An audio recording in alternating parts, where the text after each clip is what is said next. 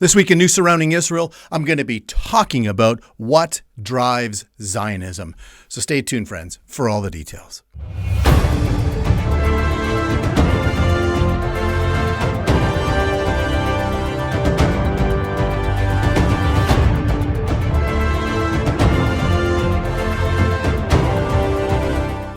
Well, shalom, everyone. Welcome once again to this week's newscast. I'm Robert Gosling, your host.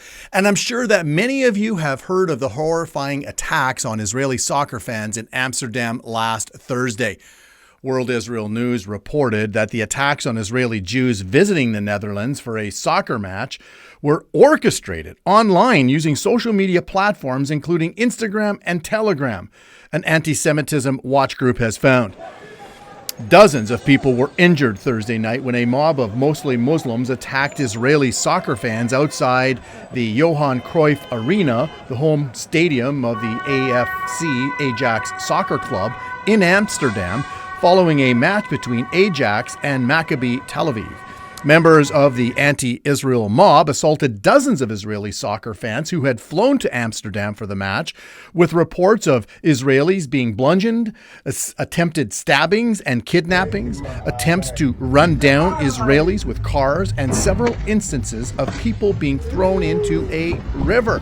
They further went on to report that Cyberwell, a non-profit organization monitoring anti-Semitism and Holocaust denial online, said that the attacks appear to have been orchestrated and coordinated ahead of time via social media. They said that this series of coordinated attacks is the rawest example of the slogan globalization of the Intifada, which was amplified in the Instagram stories of some of the organizing accounts. Now listen to this here. Cyberwell further went on to say that while initial evidence and reports suggest that a combination of chat platforms like Telegram and Instagram and other social media accounts were used to target central areas of foot traffic and hotels that would be frequented by Israelis after the game, several groups, including one linked to Hamas, freely organized protests against the presence of Israeli soccer fans on Instagram and used incendiary Hamas propaganda symbols to escalate tensions, call for violence, and even celebrate the targeted attacks. According to Cyberwell, symbol of an inverted red triangle used since October 7th, 2023 by supporters of the Hamas terror organization was posted over 1,000 times on social media in conjunction with the word Amsterdam during a 24-hour period, reaching over 8 million users. Whoa. And as a result, 10 Israelis were hospitalized and hundreds more were huddled in their hotel rooms for hours. And friends, this all came on the eve of Kristallnacht, a Nazi-led pogrom against the Jewish people, which took place in 1938. Well, thankfully, the Israeli soccer fans did return home safely, but to think that Jewish people are being targeted all over again is very disturbing, to say the least. And the truth is that our leaders need to put an end to all the Palestinian rallies that demonize Israel, which gives the fuel to what we just saw.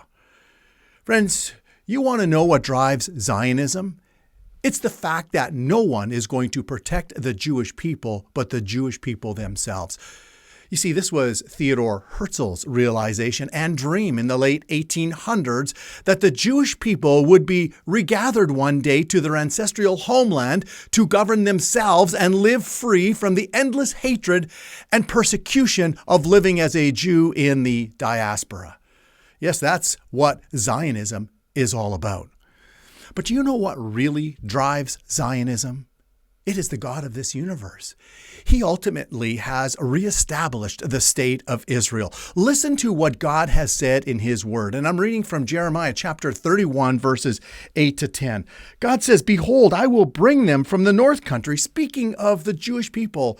He says, I will bring them from the north country and gather them from the ends of the earth. Among them the blind and the lame, the woman with child, and the one who labors with child together. A great throng shall return there.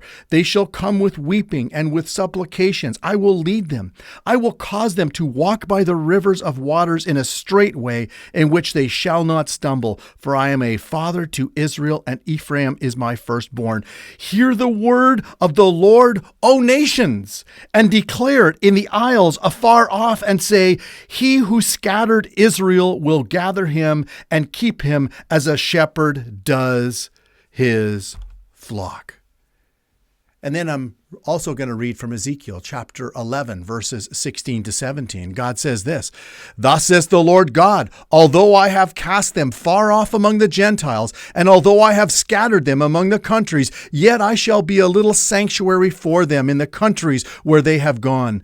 Therefore, thus says the Lord God, I will gather you from the peoples, assemble you from the countries where you have been scattered, and I will give you the land of Israel.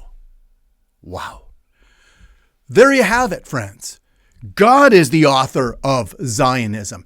You want to know why Zionism exists? It's ultimately because the God of Israel has chosen to bring his people back from around the nations of the world into their own land, a land that he swore as an everlasting covenant to the physical descendants of Abraham, Isaac, and Jacob.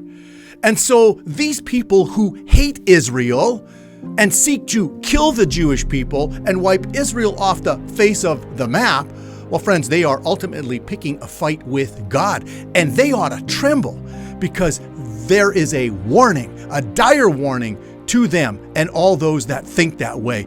And it comes in Zechariah chapter 12, verse 9, where we read, In that day, God says, I will seek to destroy all the nations that come against Jerusalem. Friends, let that sink in. And Lord willing, we'll see you all next week. God bless.